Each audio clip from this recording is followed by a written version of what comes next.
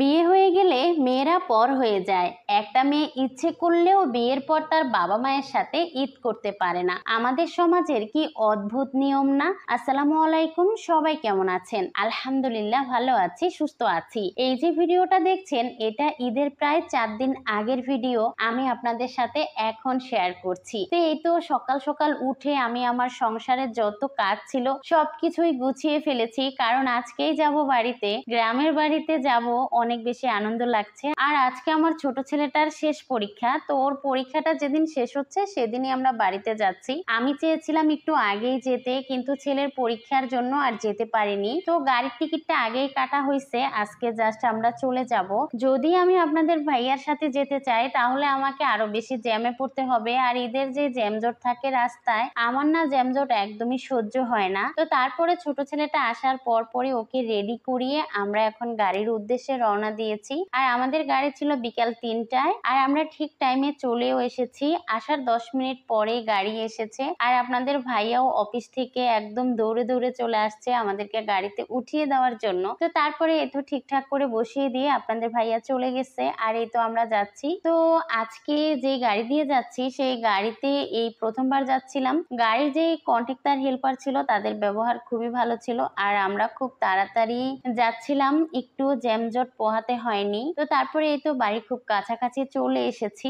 আর গাড়িতে জ্যাম পড়লে আমার অনেক বেশি খারাপ লাগে, আমার দুই ছেলেরও খারাপ লাগে, কিন্তু আজকে ওইরকম একটা খারাপ লাগেনি। তো তারপরে আমরা বাড়িতে আসতে আসতে একটু রাত হয়ে গিয়েছিল, আর অনেক বেশি ক্লান্ত লাগছিল, সেই জন্য আর ভিডিও করা হয়নি। তো তারপরের দিন সকাল থেকে আবার ভিডিওটা স্টার্ট করেছি। এই যে দেখেন আমার উঠানে কত ধান রোদ দিয়েছে, এই ধানগুলো আমাদেরই। তো ধান একদম তড়িবড়ি করেই শুকানো হচ্ছে, কেননা কিছুদিন পরেই তো ঈদ। কিছুদিন বলছি কেন, মাত্র 4 দিন বাকি আছে ঈদের। তো এই তো ধান শুকাইতে দিচ্ছে, আর এই নতুন চালের ভাতই আমরা ঈদের দিন খাবো। তো কিছুদিন ধরে কিন্তু বৃষ্টি হচ্ছিল অনেক, তো আজ 2 দিন ধরে আবার কোনো বৃষ্টি নাই, অনেক বেশি রোদ হচ্ছে, আর সেই জন্য মানুষ ধানগুলো শুকাতেও পারতেছে। তারপরে ধান শুকিয়ে চাল করে নিয়ে আসা হয়েছে, দেখেন ধানগুলো ভাঙিয়ে নিয়ে আসছে, আর এখন চালগুলো ঝেড়ে নিচ্ছিল।